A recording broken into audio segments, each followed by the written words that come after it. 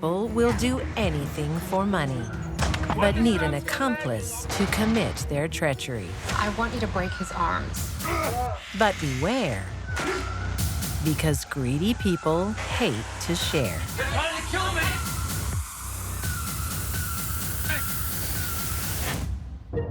Good morning. How are you today? Oh, not too bad. How'd you go with the dragon lady? 1983, Los Angeles, California. Morning, Mr. Sposs. How are you today? 35-year-old Maureen McDermott, That's good. I just need to get your blood pressure. or Nurse Mickey to her patients, has a reputation for caring. She was a lovely person. She enjoyed life. She was quite the charmer also. Along with her patients, Mickey watches out for one of her colleagues, 34-year-old Jimmy Luna. A troubled soul from a difficult background. Jimmy! What did I tell you? Did you hear what he said to me? I don't care what he said to you. He was a orderly at the hospital. Would you just go back to work? He worked with Mickey. I care about you keeping this job. She was probably a mother figure to him, and he would do whatever she asked him to do.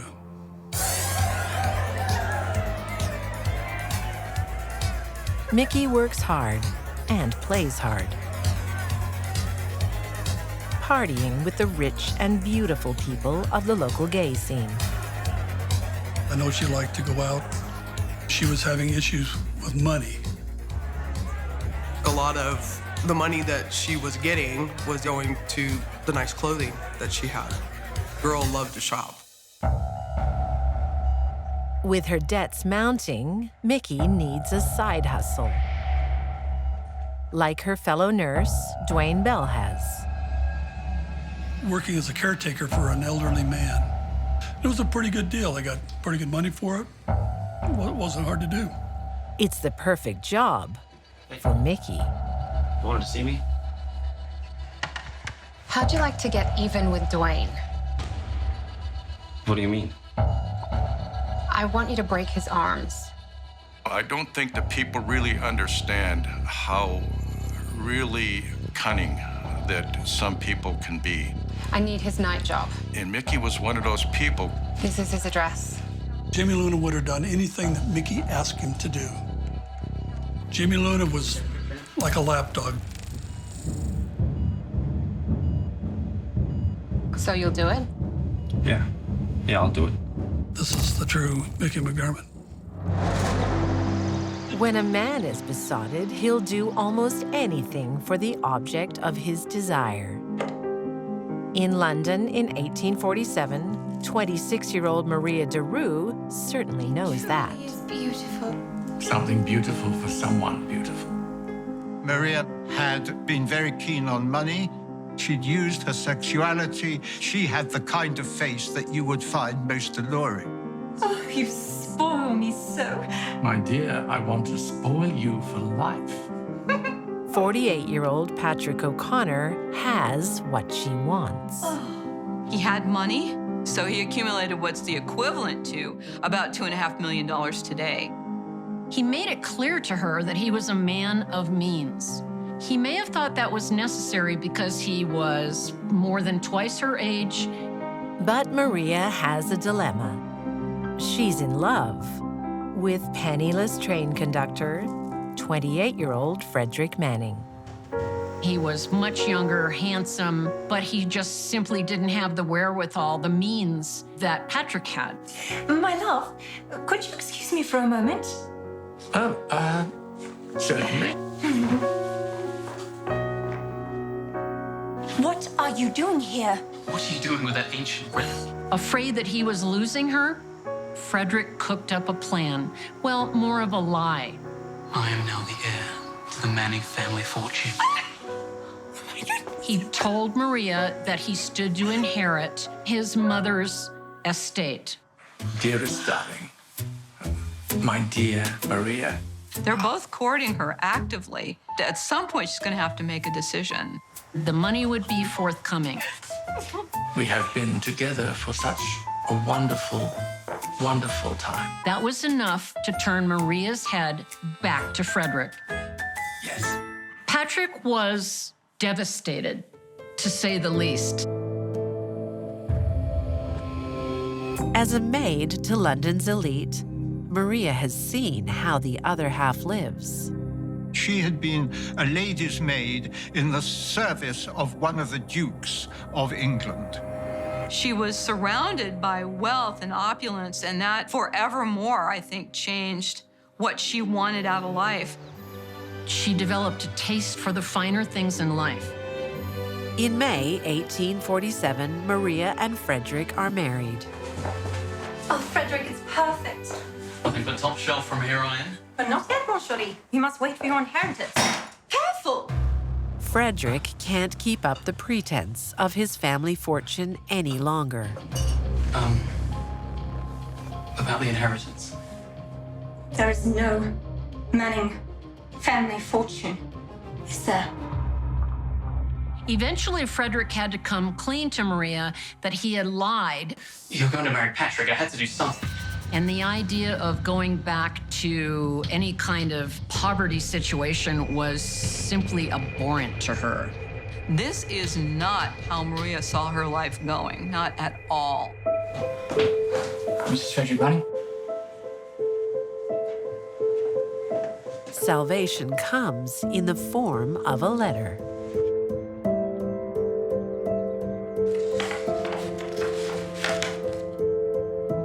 What is it? A lifeline.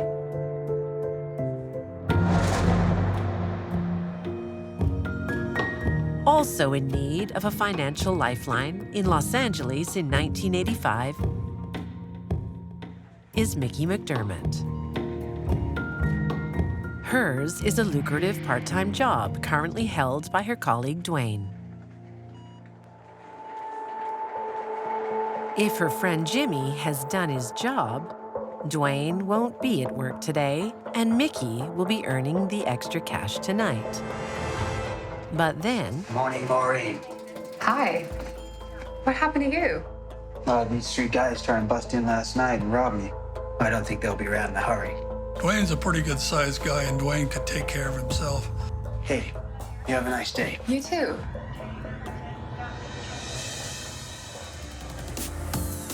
Without the extra money, Mickey is desperate. That's when she meets 27-year-old Stephen Eldridge Jimmy tells me you're looking for a place. at a popular gay club. I gotta move out. I'm looking for a lodger. He met Mickey through a friend of a friend. She came across as being a nice person. I'm moving in. Amazing. Amazing. They became friends and got a place together. Soon after Stephen moves in, Need you to sign a few things. Okay. Mickey offers him a chance to co-invest in her house. Here. She told my brother that she owned the house and, that she was taking this nursing job that was going to take her abroad and that she needed someone to be at the house, help fix it up. As a handyman and landscaper, Stephen jumps at it. They would eventually sell it so he could make a profit. He was very excited about it. Stephen pays Mickey $10,000 for his share, and they both take out $100,000 life insurance policies. All done. So if anything happened to Mickey or anything happened to Stephen, the other would inherit the property. Thank you. There's just one detail Mickey fails to mention. She doesn't actually own the house. She conned him out of $10,000 for a house that she didn't even own. Mickey's deceit may have gone unnoticed if she was a better housemate. Leave that stuff. I'll do it later. And that's when their relationship started to sour. Yeah, I've heard that before. It's fine. I'll do it later. He was a very neat and very organized person, and she was not the neatest person. We need to talk. Just months after moving in, Stephen wants out. Are you okay?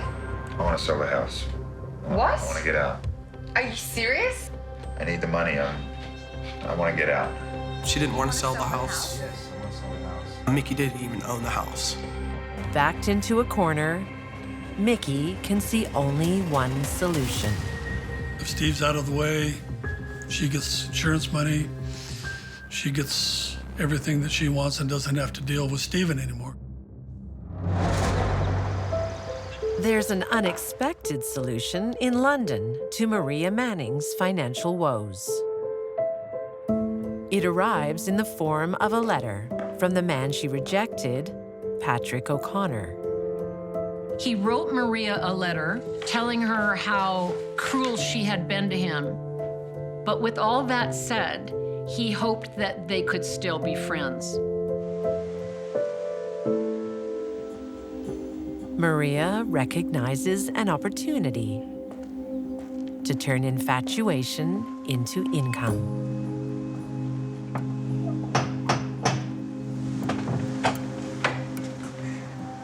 Maria? Oh, Patrick. It was just going to have to be a little bit more on offer than friendship. I've made a terrible mistake. I think even Patrick wasn't going to just continue to support his former flame and her current husband in any kind of style at all without a little quid pro quo. Oh, my poor girl. Maria and Patrick come to a mutually beneficial agreement. For Patrick, this was a win situation. He's got an attractive woman in his bed. He's a happy guy. To make matters more strange, Frederick knew all about it and approved. He had to just suck it up because Patrick was their means of support.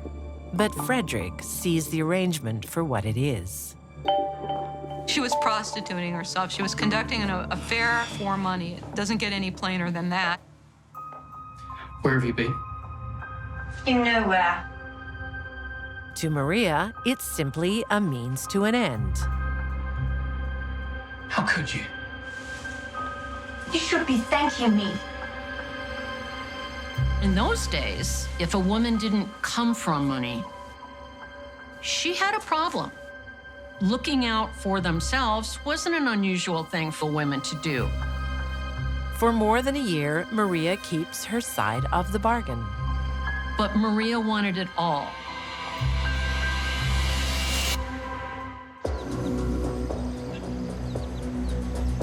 Then on August 9th, 1849, she invites Patrick for dinner. Even though her husband is home. Where's Frederick? Upstairs. Marie had other things in mind besides dinner because she didn't even cook anything that evening.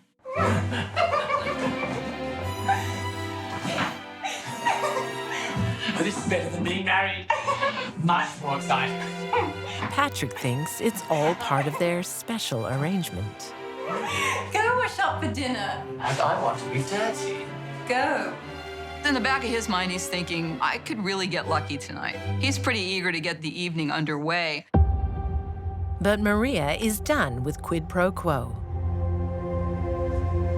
She wants everything Patrick's got, and she wants it now. When Maria was over at his house, Patrick showed her his lockbox where he kept stocks and bonds and things of that nature. It wasn't the smartest move he ever made.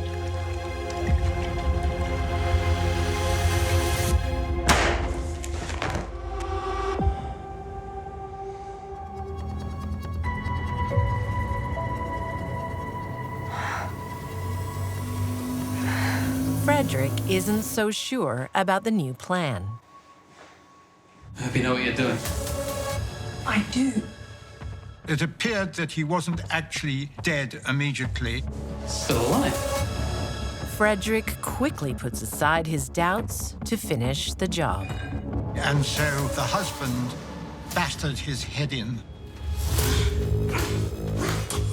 He bashes him 18 times with a crowbar. Never liked him anyway. Maybe Frederick was a little jealous of Patrick after all. extreme violence, and low cunning. So on all these counts, Maria Manning had already emerged as a very dangerous human being.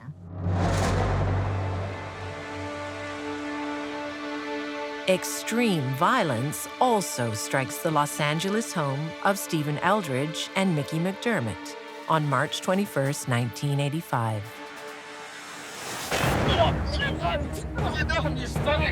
Stephen is the victim of a brutal home invasion. Man, shut up, I'm gonna cut you! They basically stripped him down into his skivvies. He was tackled, he was put on the bed, and he was tied. The assailants slash him with a knife and bash him with a bedpost. Somehow he broke free, and in the night ran out the back door, running down the street yelling, "Help me, help me." Mickey nurses Stephen through his recovery. Thanks, Mickey. Okay. How you feeling? Not great. What he doesn't know is his caregiver is also the culprit. Still makes me sick to know that, you know, she sat there and nursed him back to health. I gotta go to work, all right? All right. Leave this here. Police put it down to a random gay bashing. That was what society was at that time. It was okay to gay bash. But the real intent is murder. Mickey's personal thug, Jimmy Luna, has failed her again. She sends him back with reinforcements, brothers Marvin and Dondell Lee. But this time, on April 28th, 1985, He's not home yet. Mickey will be there to ensure the job is done. She'll play the part of a victim, and so needs some injuries. She wanted to kind of organize and orchestrate how it was going to work. Go wait downstairs. She was drawing a picture the whole time. She was the Picasso of the murder. I mean, she was the artist. And Mickey adds her own creative touch.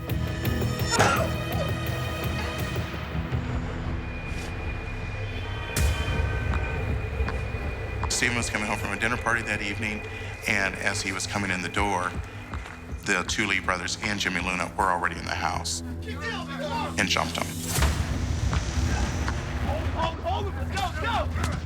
This time, Stephen is outnumbered and overwhelmed.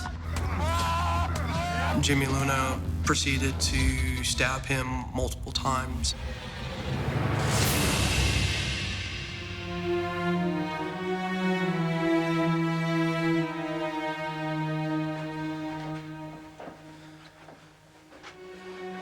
It's done.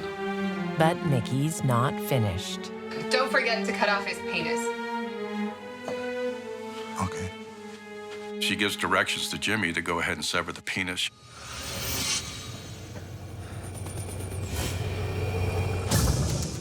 She ordered to have my brother dismembered to make it look like it was gay bashing.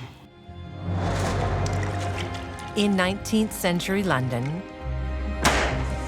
Maria and Frederick Manning cover up their murderous act more literally. They bury Patrick's body beneath the kitchen floor. She took Patrick's keys and went to his home and looted his bedroom, his lockbox. There were railway bonds, there were all kinds of things. So they've got a good chunk of change. But Maria's greed is insatiable. She wants it all to herself. You've got to leave. They prepare to flee. But we must sell the furniture first. I'll organize it. While Frederick is away, Maria takes the money and runs.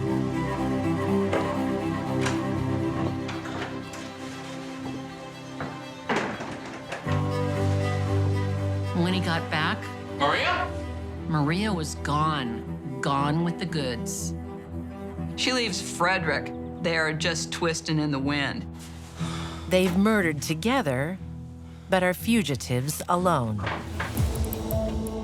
Patrick's body is soon discovered at the Manning home. It was obvious who the suspects were because the body had been found in their home and they had vanished. 400 miles away in Scotland, Maria hides out undetected until her greed gets the better of her.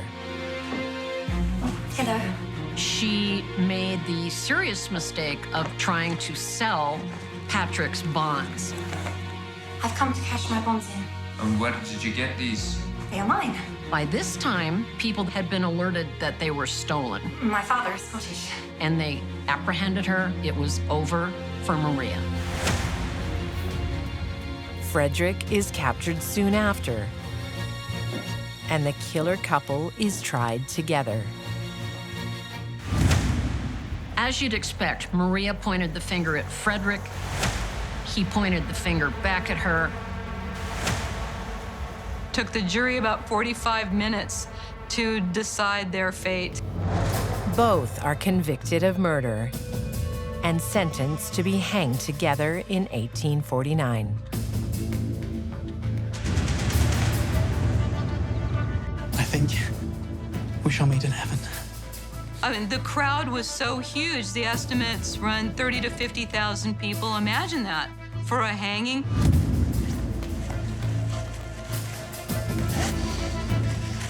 In an era of widespread deprivation, Maria Manning had beauty, ambition, and 2 men who loved her. Her greed destroyed them all. I don't think Maria wanted to wait on other people anymore. She wanted to be waited on. In the end, Maria was a princess without a kingdom.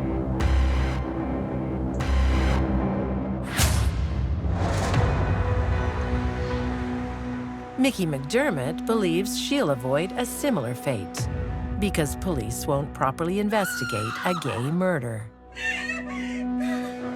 Her story was that she was home taking a bath, and these 3 men, broke into the house and drug her into the bedroom and cut her up and beat her up and then brutally murdered my brother. But I guess they cut me when I was out. But Mickey's story doesn't hold water. The temperature of the bath water was not matching up with the timeline in which she gave. Mickey claims she ran the bath just before the attack, more than 3 hours earlier. It was obviously much warmer than it should have been. So she had drawn the bath before she called the paramedics. Mickey is looking less like a friend and more like a suspect. Jesus. Well, I'll do anything you ask, I said, well, would you take a polygraph? And she said, I'll talk to my attorney. As Mickey's story unravels, her unholy alliance also crumbles. The Lee brothers turn on Jimmy, and Jimmy turns on Mickey. Jimmy Luna pleads guilty to murder and receives life without parole. But the others are just pawns in Mickey's master plan. Those were her weapons. People. In 1990, Maureen Mickey McDermott is found guilty of first-degree murder and attempted murder. She is serving a life sentence, no chance of parole.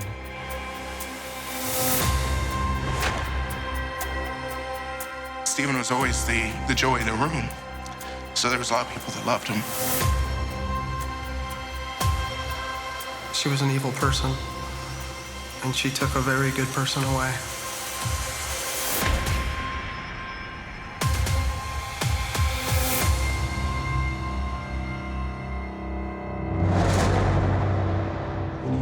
Some of us admire the wealth and success others achieve. others envy it. And then there are the greedy few who want to take it for themselves.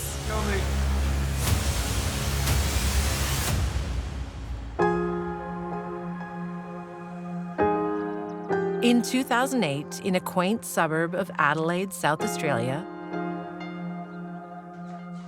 32-year-old Latvian immigrant Angelika Guevara All right, we are going to have some cereal.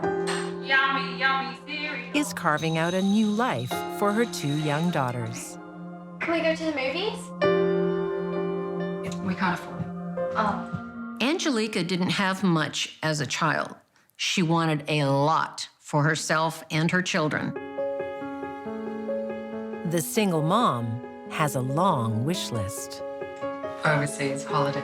Vacations abroad, Better schools. expensive toys in her home, But it also consisted of very materialistic things, perfumes, TVs, furniture. They appeared to be very important to her.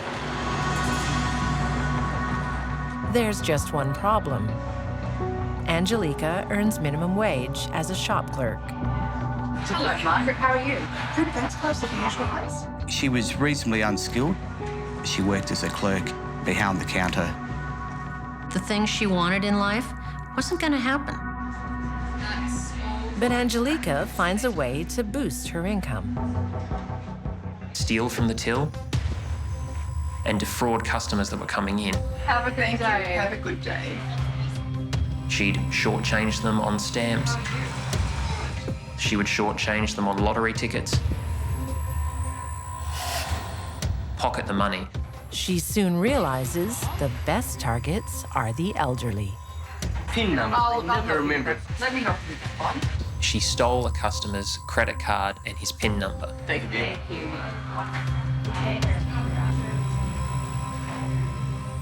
She'd hit upon a theme at last, what seemed to be a quick way to get rich and to achieve that wish list.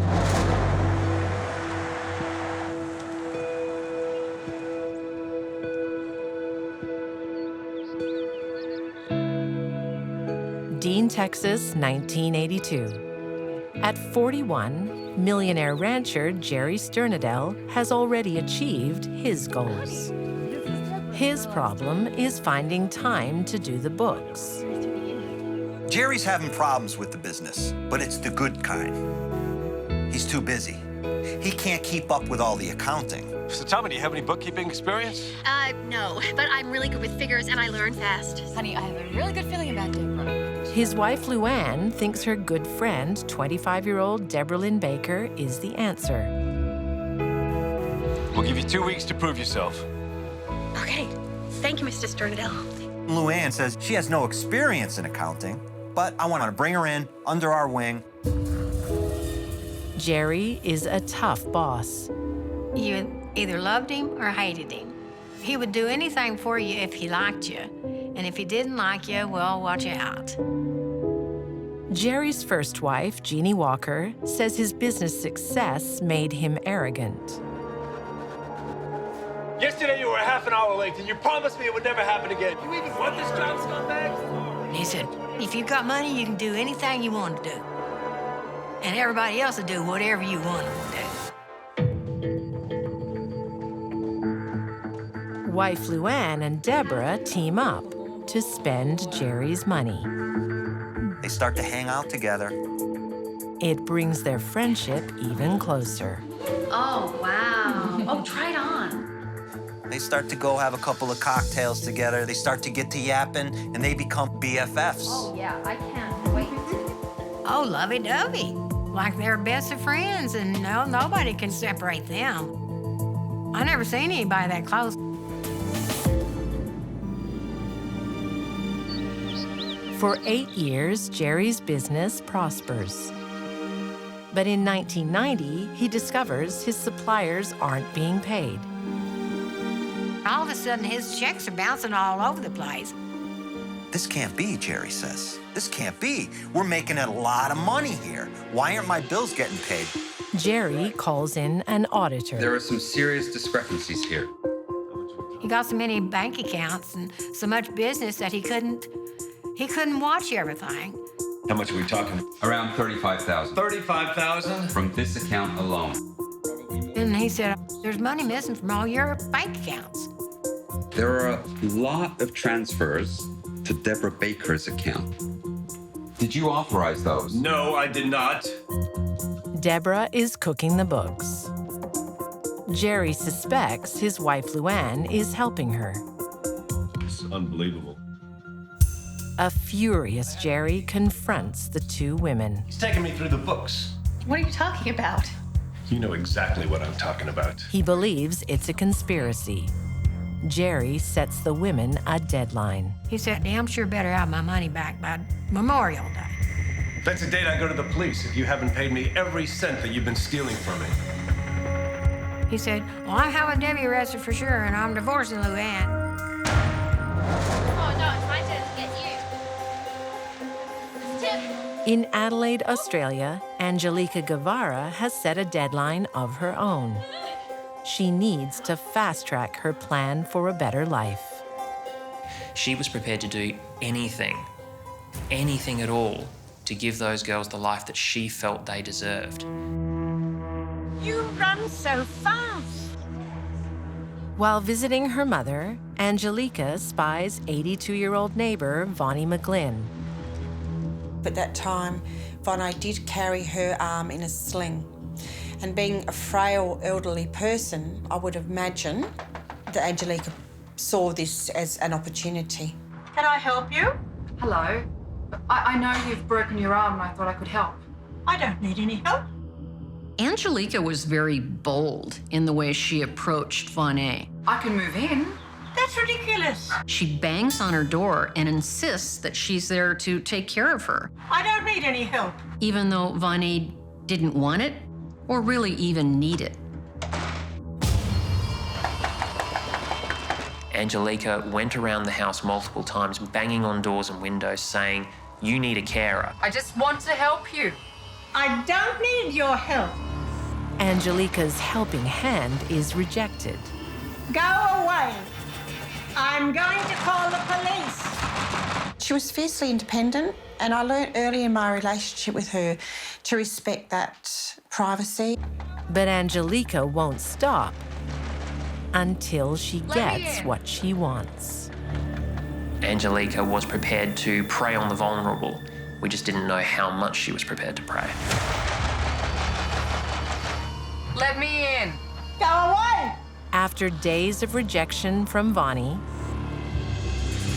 Angelica takes a more direct approach. She breaks in. Searching through the house for any valuables or anything that she might be able to take with her immediately. Her grand plan is to steal Vonnie's identity and take possession of everything she owns, including the house.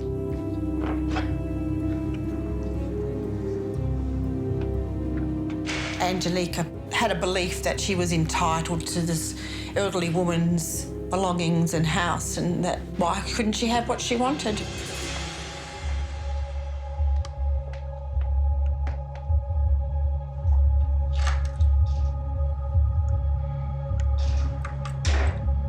Vonnie arrived home and let herself inside.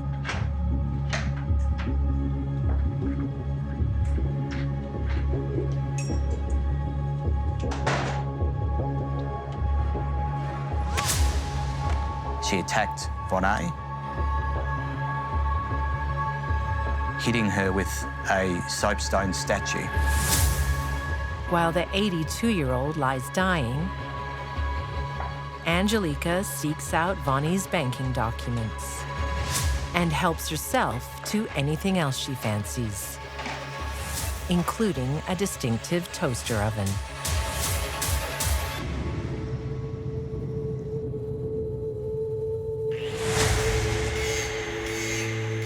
That night, Angelica proves just how far she'll go to achieve the good life. She dismembered my friend. She cut off her head, her hands. This monster had done the inconceivable. She cut Bonneau's remains into manageable sections, wrapped them in plastic bags.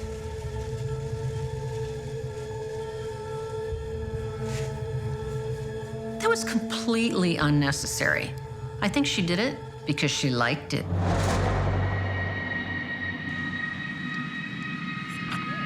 While Jerry Sternadel is no monster, he has a reputation as a bully.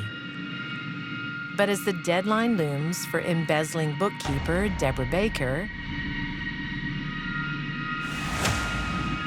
Jerry's not intimidating anyone. Suddenly, Jerry becomes ill. We need to run some more tests.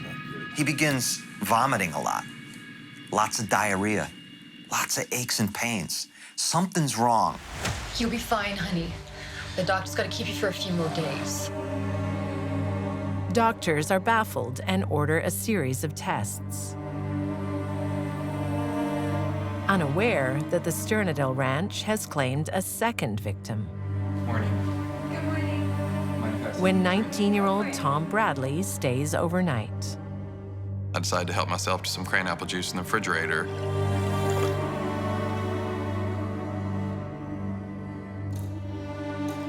Instantly, when I took a drink, it started burning. I would say probably within 10 minutes, I was sick on the floor. He's sick as a horse. He was so sick that they took him up to the hospital. But no one makes the connection between Tom and Jerry. The same baffling symptoms and the same juice. Cranberry is Jerry's favorite. Well, you've got two people sick, two people drinking the same juice. Now, either the juice is bad or somebody's making it bad.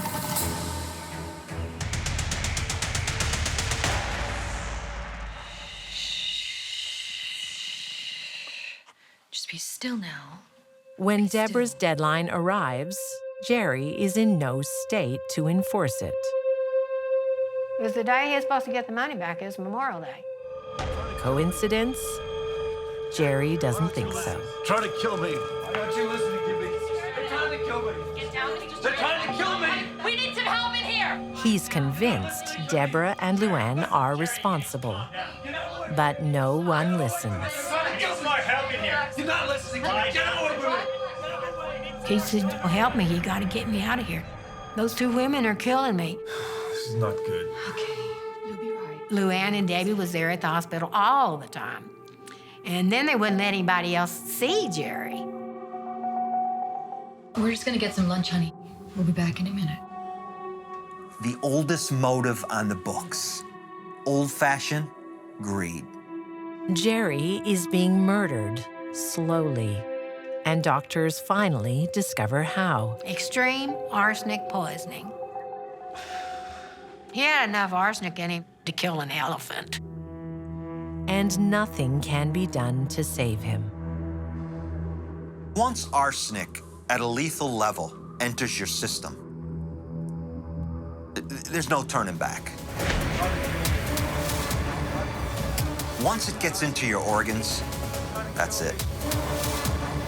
Arsenic is a terrible, terrible way to go. He didn't have a chance.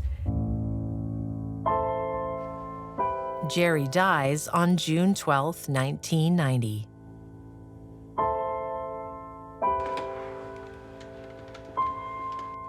Soon after, Can I speak to the police commissioner, please? the police receive an anonymous call from the hospital. A man has died here in hospital, a millionaire by the name of Jerry Sternadel.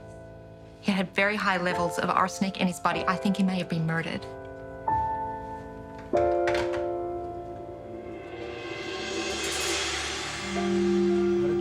Then a key witness comes forward. I had to go to the hospital. Thomas, the kid who was staying over at the house and ended up in the hospital. He comes forward. Ha, listen, I got sick too. Tom Bradley tells police how he got sick after drinking just one glass of Jerry's favorite juice. He's tested for traces of arsenic. My test results came back. I say, well, you definitely ingested arsenic.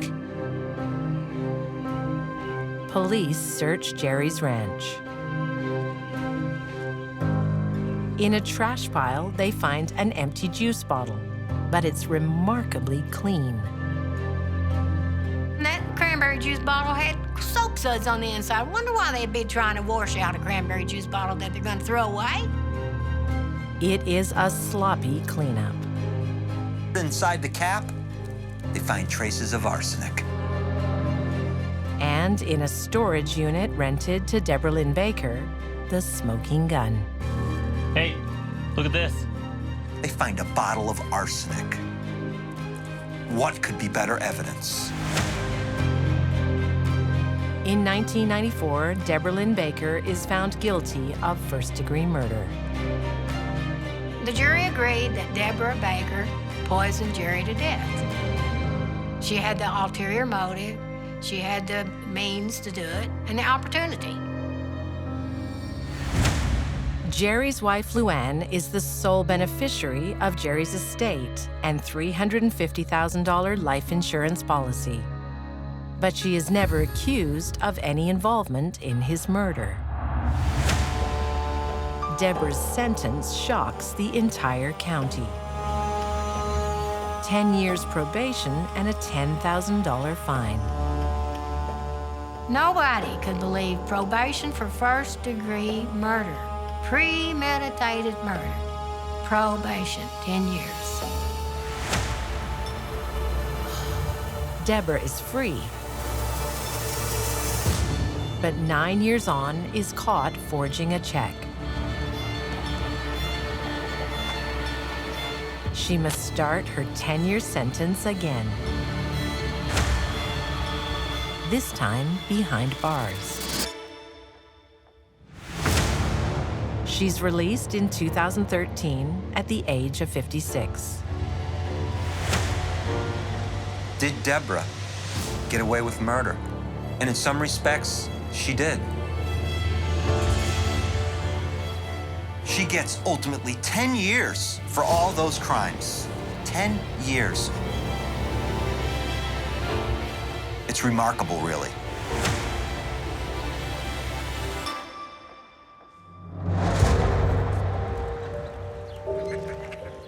To get away with her murder, Angelica Guevara needs to get rid of the body parts. It's the way that she disposed of them that stays with me forever. Underneath her daughter, who was sitting in a stroller, was one of Vonne's body parts. She would take the body piece from the stroller, dump it into the water. She's like somebody that I've never encountered before in her coldness and her calculation. Over the coming weeks, on her family outings, Angelica disposes of Vonne one piece at a time. She didn't even care about a severed body part being in the stroller where she would place her babies. Who does that? With everything going to plan, Angelica sets out to reap the financial rewards. Hi. Hello. I'd like to just take all the money out of this account, please. Okay, great. Do you have some ID on you? Okay.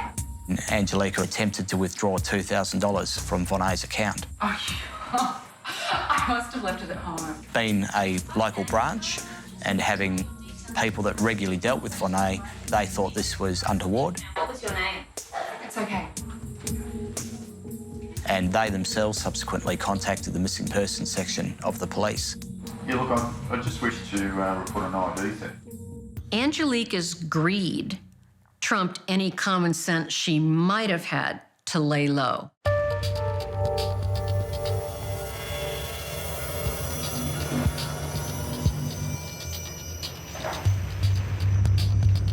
One of the more bizarre things I've seen in my life is the video record of interview between police and Angelica Guevara. And how long have you known Vonne for? Oh, I'm actually her carer. Yeah. I help take care of them.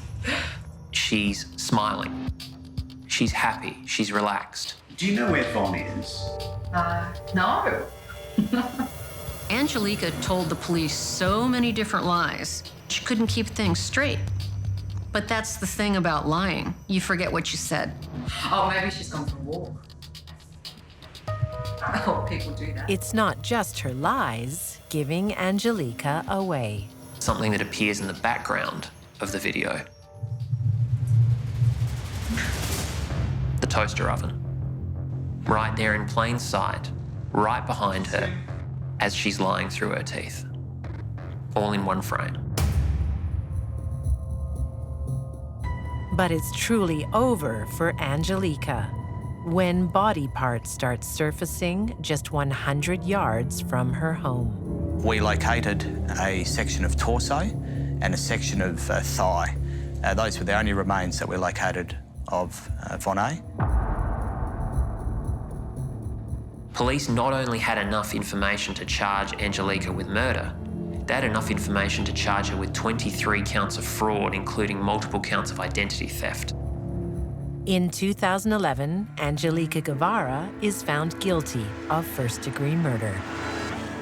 She was sentenced to life in prison with a non-parole period of 32 years.